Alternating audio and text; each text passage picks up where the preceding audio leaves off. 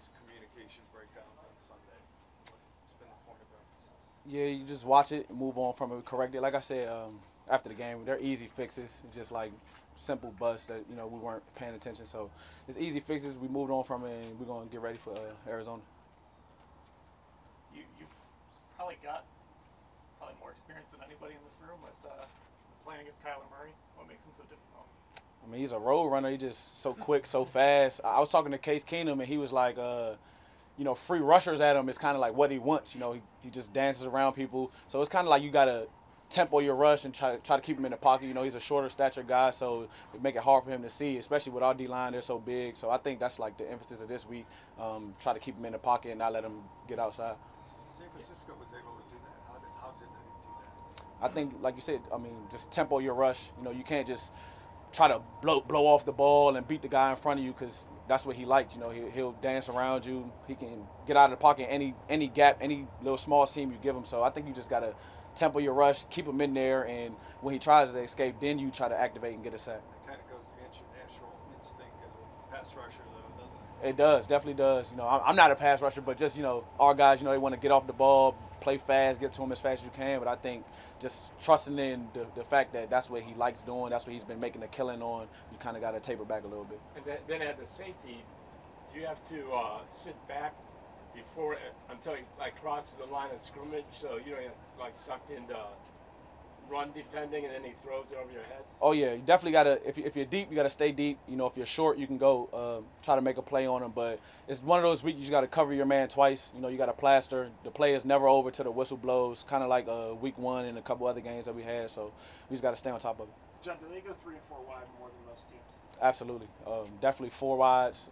Might even see 5, but definitely 10 personnel is a big thing for them.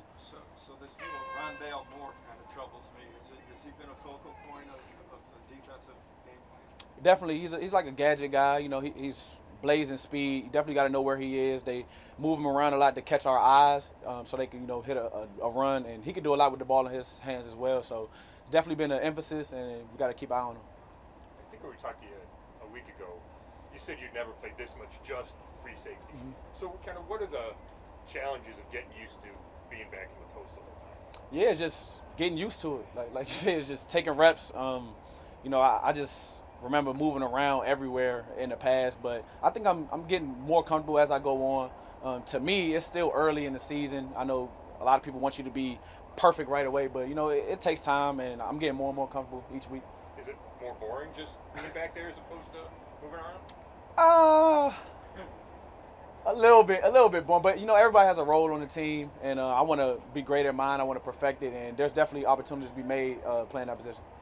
John, obviously Anthony Walker was the defensive play caller. He gets hurt. Malcolm Smith. It's you on Sunday. Is it difficult when that guy changes every single week? I don't think so. I think that's just like the extension of Joe from the sideline. A lot of different guys can do it, and I just try to put my guys at ease, get the call in as fast as I can, and I've done it in the past, so I don't think it's an obstacle for us to go. I think it's just like depending on what week is best. Whoever's going to call it is going to call it. And what kind of challenges does when Arizona decides to go fast? Mm-hmm.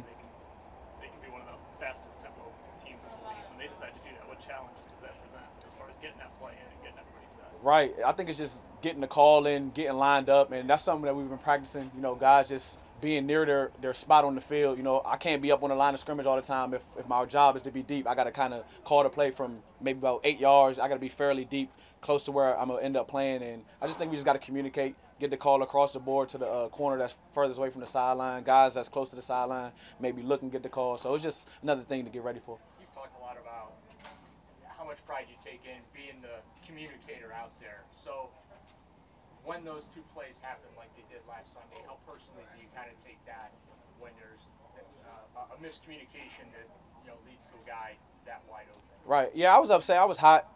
Definitely frustrated, but it's one of those things as a DB, you just got to think next play. You got to move on real fast. Like I said, we went to the sideline, fixed it right away. Guys knew exactly what happened and exactly how we messed it up. So it was an easy fix to move on from, but anything that results in points is definitely makes you upset, but we moved on from it, and I think it'll never happen, honestly.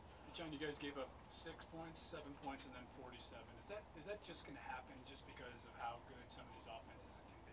Right. I think it's a combination of how good offenses are and like just the flow of a game. You know, it turns into a track meet. You know, we're scoring on both sides of the ball. No one probably expected, you know, our offense. We scored, you know, we were struggling a little bit. Went out there and scored 42 points. So I mean, it's just, I think the flow of the game and just the matchups that present themselves during the game. So it's a combination of the two. What kind of benefit would it be to get Denzel and Greg both back this week, especially against an offense that uses so many receivers? Oh yeah, it's huge. You know, when we got that core 11 out there that we started with, I think, you know, the sky's the limit. Even Clowney missed that game, and you know, getting Anthony back into the swing of things. You know, when we get that core 11, although other guys step up, it is kind of, you know, nice to have the whole defense firing. So it'll be big to get them back. Hey, real quick, are you going to continue to call the D, or is it going to go back to I believe this week I am. Okay. Yep.